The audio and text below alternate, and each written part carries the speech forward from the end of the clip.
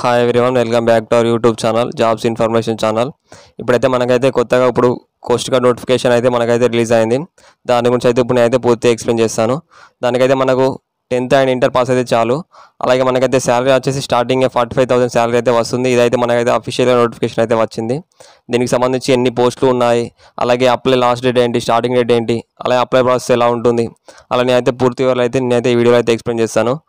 ముందుగా మన యూట్యూబ్ ఛానల్కి అయితే టెలిగ్రామ్ పేజ్ మరియు ఇన్స్టాగ్రామ్ అకౌంట్ అయితే ఉంది. కింద డిస్క్రిప్షన్లో లింక్ అనేది ప్రొవైడ్ చేస్తాను, ఒకసారి చెక్అవుట్ అయితే చేయండి. ఏదైనా ఇంపార్టెంట్ జాబ్ అప్డేట్స్ కానీ లేకపోతే ఏదైనా ఇంపార్టెంట్ జాబ్ ఇన్ఫర్మేషన్స్ కానీ ఉంటే నేను అయితే టెలిగ్రామ్లో అయితే పోస్ట్ చేస్తాను. సో ప్రతి ఒక్కరు అయితే జాయిన్ కావడానికి ట్రై చేయండి. ఇక మనం అయితే మెయిన్ టాపిక్లోకి అయితే వెళ్దాం. ఇక్కడ మనం చూసుకున్నట్టయితే ఇదైతే జాయిన్ ఇండియన్ కోస్ట్ గార్డ్ నుంచి అయితే ఇదైతే రావడం అయితే జరిగింది. అలాగే ఇక్కడ మినిస్ట్రీ ఆఫ్ డిఫెన్స్ ఇక్కడ మీరు చూసుకోవచ్చు. ఇక్కడ మనకి ఇది application will be accepted online from 11th June. మనకైతే నిన్న నుంచి అయితే ఇదైతే మనకైతే అప్లికేషన్ డేట్ అయితే స్టార్ట్ అయింది. సో ఇక్కడ మనకి ఎక్కువ టైం అయితే లేదు. ఇక్కడ చూసుకున్నట్టయితే మీకు కేవలం ఒక 20 days అలా టైం మాత్రమే ఉంది. 20 days కూడా లేదు, ఇక్కడ 15 days టైం మాత్రమే ఉంది. సో మీరైతే ప్రతి ఒక్కరు అయితే తొందరగా అప్లికేషన్ అయితే చేసుకోవడానికి ట్రై చేయండి.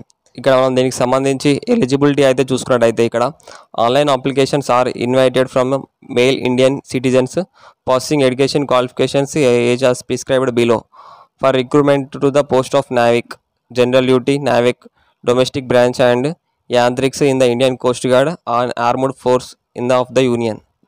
ఇక్కడ మనం చూసుకున్నట్టయితే ఇక్కడ వాళ్ళైతే ఇక్కడ మనకి కింద ఇచ్చిన ప్రకారం అయితే మీరైతే ఎలిజిబిలిటీ ఉంటే మీరైతే దీనికైతే అప్లై చేసుకోవచ్చు అని వాళ్ళైతే మెన్షన్ చేశారు. ఇక్కడ ఎడ్యుకేషన్ క్వాలిఫికేషన్ చూసుకున్నది ఇక్కడ నావిక్ జనరల్ డ్యూటీగా వచ్చేసి ఇక్కడ ఎవరైతే 12th పాస్ అయి ఉంటారో అంటే మీరైతే ఎవరైతే ఇంటర్మీడియట్ పాస్ అయి ఉంటారో అది కూడా మీరైతే మ్యాథ్స్ అండ్ ఫిజిక్స్ ఇవి సబ్జెక్టులో మీరైతే ఉండాలి మీ ఇంటర్ వచ్చేసి.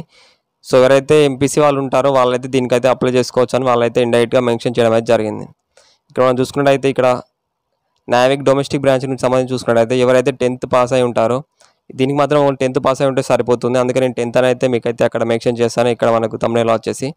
సో ఇక్కడ మీరు చూసుకోవచ్చు class 10th passed from the education board by the council of boards of school education.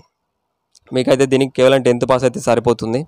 అలా ఇక్కడ మనం యాంత్రిక్ నుంచి చూసుకున్నట్టయితే ఇక్కడ class 10th passed from education board recognised by council of boards for school education and diploma and electrical mechanical electronics telecommunication. ఇలా అయితే మీరైతే ITI వాళ్ళు చేసిన వాళ్ళు కూడా దీనికైతే అప్లై చేసుకోవచ్చు అని వాళ్ళైతే మెన్షన్ అయితే చేయడం జరిగింది. అలాగే మీకు 10th కూడా దీనికైతే అప్లై అయితే చేసుకోవచ్చు. ఇది మన యాంత్రిక్ సంబంధించి. ఇక్కడ మనం చూసుకున్నట్టయితే యాంత్రిక్ సంబంధించి ఇక్కడ నోట్ అనేది ఒకటైతే ఇవ్వడం జరిగింది. అయితే నేనైతే ఎక్స్ప్లెయిన్ చేస్తాను. List of equivalent diploma for equivalent in Yantrik క్యాన్రే in electrical mechanical and electronics telecommunication engineering branches mentioned below. ఇక్కడ మీకైతే ట్రేడ్లు అయితే ఇచ్చారు. ఈ ట్రేడ్లకు సంబంధించిన వాళ్ళైతే మీరైతే అప్లై అయితే చేసుకోవచ్చు అని వాళ్ళైతే మెన్షన్ చేశారు.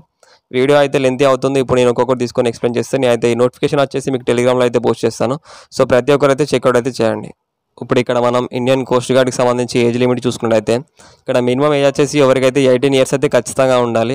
అండ్ మ్యాక్సిమం ఏజ్ వచ్చేసి మీకు అయితే 22 years వరకు అయితే మీరైతే దీనికైతే ఎలిజిబుల్ అవుతారు. ఇక్కడ మనం చూసుకున్నట్టయితే ఇక్కడ నావిక్ సంబంధించి చూసుకున్నట్టయితే ఇక్కడ candidate should be born between 1st August 2004 నుంచి అలా ఇక్కడ మనకు 1st August 2008. ఇక్కడ మీరు డేట్ ఆఫ్ బర్త్ అయితే మీరైతే ఒకసారి చూసుకోండి. ఈ మధ్యలో ఎవరైతే బార్న్ అయి ఉంటారో వాళ్ళైతే దీనికైతే అప్లై అయితే చేసుకోవచ్చు. ఇక్కడ మనకు నావిక్ సంబంధించి ఇక్కడ మనం యాంత్రిక్ సంబంధించి చూసుకున్నట్టయితే candidate should be born between 1st March 2004 నుంచి అలాగే 1st March 2008. ఈ మధ్యలో ఎవరైతే పుట్టి ఉంటారో వీళ్ళైతే దీనికైతే అప్లై అయితే చేసుకోవచ్చు. ఇక్కడ మీ డేట్ ఆఫ్ బర్త్ అయితే ఒకసారి అయితే మీరైతే కంపేర్ చేసి చూసుకోండి. మీకైతే ఏజ్ లిమిట్ అయితే కనుక ఉంటే మీరైతే ఖచ్చితంగా అప్లై చేసుకోవడానికి ట్రై చేయండి. ఇక్కడ మనకు పాయింట్ సిలో చూసుకున్నట్టయితే ఇక్కడ నావిక్ సంబంధించి ఇక్కడ candidate should be born between 1st August 2004 నుంచి అలాగే 1st August 2008. ఈ మధ్యలో ఎవరైతే బార్న్ అయి ఉంటారో వీళ్ళైతే దీనికైతే అప్లై చేసుకోవచ్చు అని వాళ్ళైతే మెన్షన్ అయితే చేశారు. ఇక్కడ మనకు నోట్ అని చెప్పేసి ఇక్కడ మనకు ఒకటైతే మెన్షన్ చేశారు. అదేంటంటే upper age relaxation for 5 years for ST and SC candidates అని వాళ్ళైతే మెన్షన్ అయితే చేశారు. అండ్ ఇక్కడ 3 years ఫర్ ఓబీసీ క్యాండిడేట్స్ అని వాళ్ళు కూడా మెన్షన్ అయితే చేశారు. ఇక్కడ మనం చూసుకున్నట్టయితే ఎవరికైతే ఏజ్ లిమిట్ ఉంటుందో వాళ్ళైతే ఖచ్చితంగా అప్లై చేసుకోవడానికి అయితే ట్రై చేయండి. ఎందుకంటే ఇవి మనకు వచ్చేసి central government jobs, permanent jobs. So ప్రతి ఒక్కరైతే అప్లై చేసుకోవడానికి అయితే ట్రై చేయండి. ఇప్పుడు ఇక్కడ మనం వ్యాకెన్సీకి సంబంధించి చూసుకున్నట్టయితే ఇక్కడ the tentative number of category wise vacancies for each branch is below అని ఇక్కడ మనైతే ఇవ్వడం అయితే జరిగింది. అంటే ఇవైతే మనకు టెంటేటివ్ మాత్రమే, ఇంకా పెరిగే అవకాశం అయితే ఉంది.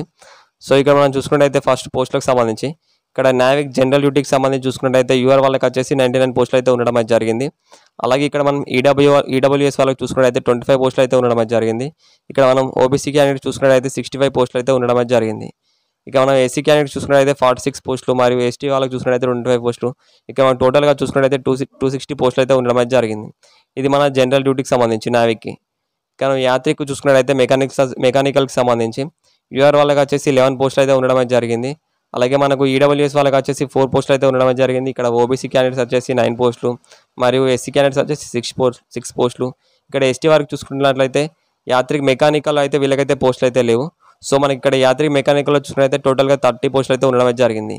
ఇక్కడ మనకు యాంత్రిక్ ఎలక్ట్రికల్ నుంచి చూసుకున్నట్టయితే ఇక్కడ యూఆర్ వాళ్ళకి వచ్చేసి 4 పోస్టులు అయితే ఉన్నాయి. అలాగే ఇక్కడ ఈడబ్ల్యూ వాళ్ళకి వచ్చేసి ఒక పోస్ట్ అయితే ఉంది.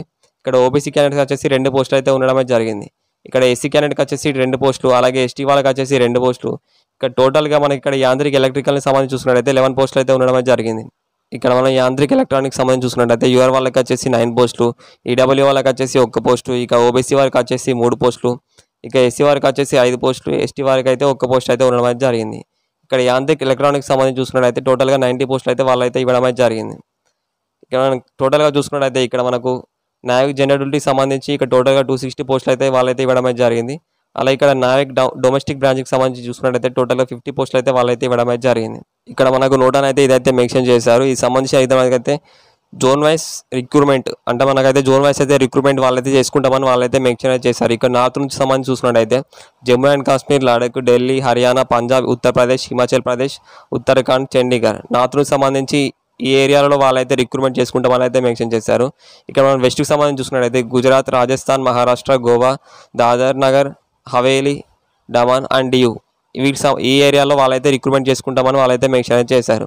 ఇక్కడ మనకు ఈస్ట్కి సంబంధించి చూసుకున్నట్టయితే వెస్ట్ బెంగాల్, అస్సాం, త్రిపుర, మేఘాలయ, మణిపూర్, నాగాలాండ్, అరుణాచల్ ప్రదేశ్, మిజోరం, సిక్కిం, ఒడిశా ఈ స్టేట్లకు సంబంధించి వాళ్ళైతే రిక్రూట్మెంట్ చేసుకుంటామని వాళ్ళైతే మెన్షన్ అయితే చేశారు. ఇక్కడ మనం సౌత్కి సంబంధించి చూసుకున్నట్టయితే Andhra Pradesh, Telangana, Andaman and Nicobar islands, Tamil Nadu, Pondicherry, Kerala, Karnataka, Lakshadweep islands ఇక్కడ వీళ్ళ నుంచి ఈ ఏరియాలలో వాళ్ళైతే రిక్రూట్మెంట్ చేసుకుంటామని వాళ్ళు దీంట్లో క్లియర్గా మెన్షన్ అయితే చేశారు. ఇక్కడ మన సెంట్రల్లో సంబంధించి చూసుకున్నట్టయితే మధ్యప్రదేశ్, జార్ఖండ్, ఛత్తీస్గఢ్ మరియు బీహార్ ఈ స్టేట్లో వాళ్ళైతే రిక్రూట్మెంట్ అయితే చేసుకుంటామని వాళ్ళైతే మెన్షన్ అయితే చేశారు. ఇక్కడ మన తర్వాత చూసుకున్నట్టయితే zone wise vacancies will be reflected noticed for registration మీకైతే రిజిస్ట్రేషన్ టైంలో వాళ్ళైతే జోన్ వైస్ వేకెన్సీలు అయితే రిలీజ్ చేస్తామని వాళ్ళైతే మెన్షన్ అయితే చేశారు. ఇక నెక్స్ట్ చూసుకున్నట్టయితే if there is no vacancy reserved for SC, ST, OBC ఇక్కడ మీకైతే మీ జోన్లో ఎస్సీ, ఎస్టీ, ఓబీసీ వాళ్ళకైతే మీకైతే వేకెన్సీ లేకపోతే EWS category as a particular zone then such candidates may be apply for unreserved candidates మీరైతే అన్రిజర్వ్డ్ క్యాండిడేట్స్ కింద మీరైతే apply చేసుకోవచ్చు అని వాళ్ళైతే దీంట్లో మెన్షన్ అయితే చేశారు. ఇక్కడ ఎవరైతే ఎస్సీ, ఎస్టీ, ఓబీసీ క్యాండిడేట్స్ ఉన్నారో మీకు వచ్చేసి ఒకవేళ పోస్టులు అయితే లేకపోతే మీరైతే అన్రిజర్వ్డ్ కేటగిరీ కింద అప్లై చేసుకోవచ్చు అని వాళ్ళైతే క్లియర్గా మెన్షన్ అయితే చేశారు. సెలక్షన్ ప్రాసెస్ చూసుకున్నట్లయితే ఇక్కడ మీకు స్టేజ్ 1లో మీకైతే కంప్యూటర్ బేస్డ్ ఆన్లైన్ ఎగ్జామినేషన్ అయితే ఉంటుందని వాళ్ళైతే మెన్షన్ చేశారు. ఇక ఎవరైతే కంప్యూటర్ బేస్డ్ టెస్ట్లో వాళ్ళైతే క్వాలిఫై అవుతారో వాళ్ళకి నెక్స్ట్ వచ్చేసి ఫిజికల్ అయితే కండక్ట్ చేస్తారని వాళ్ళైతే మెన్షన్ చేశారు. ఇక్కడ మనం పీఈటీకి సంబంధించి చూసుకున్నట్టయితే ఇక్కడ 1.6 km run to be completed in 7 minutes ఇక్కడ మీకైతే 1.6 km అయితే మీరైతే రన్నింగ్ అయితే కంప్లీట్ చేయాల్సి ఉంటుంది, అది కూడా 7 minutesలో. ఇక్కడ మీరు చూసుకున్నట్టయితే 20 స్క్వాట్ అప్స్ అంటే మీరైతే 20 స్క్వాట్ అప్స్ అయితే మీరైతే కంప్లీట్ చేయాల్సి ఉంటుంది. ఇక్కడ 10 పుషప్స్ కూడా మీరైతే కంప్లీట్ అయితే చేయాల్సి ఉంటుంది.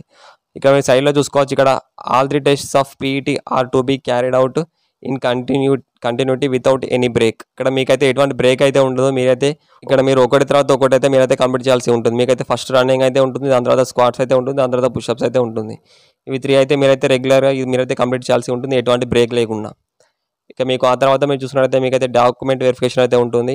ఈ డాక్యుమెంట్ వెరిఫికేషన్ అయిపోయిన తర్వాత మీకు లాస్ట్లో మెడికల్ ఎగ్జామినేషన్ కూడా ఉంటుంది. అంటే మీకైతే మెడికల్ అయితే చేస్తారు, ఎవరైతే అన్ని పర్ఫెక్ట్గా ఉంటారో మళ్ళీ దాంట్లో మీకైతే ఫైనల్ మెరిట్ లిస్ట్ తీసి మీకైతే జాబ్ అయితే ఇస్తారు. ఇప్పుడు మనం దీనికి వచ్చేసి అప్లై లింక్ వచ్చేసి నేను కింద డిస్క్రిప్షన్లో అయితే ప్రొవైడ్ చేస్తాను. సో ప్రతి ఒక్కరైతే మీరైతే దానిలోకి వెళ్ళి అప్లై అయితే చేసుకోండి. ఇలాంటి మరిన్ని జాబ్ ఇన్ఫర్మేషన్స్ కోసం మన ఛానల్ అయితే సబ్స్క్రైబ్ చేసుకోండి, పక్కన ఉన్న బెల్ ఐకాన్ అయితే ఆన్లో ఉంచుకోండి. అలాగే వీడియో చూసిన ప్రతి ఒక్కరైతే మన వీడియో అయితే లైక్ చేయండి. Thank you.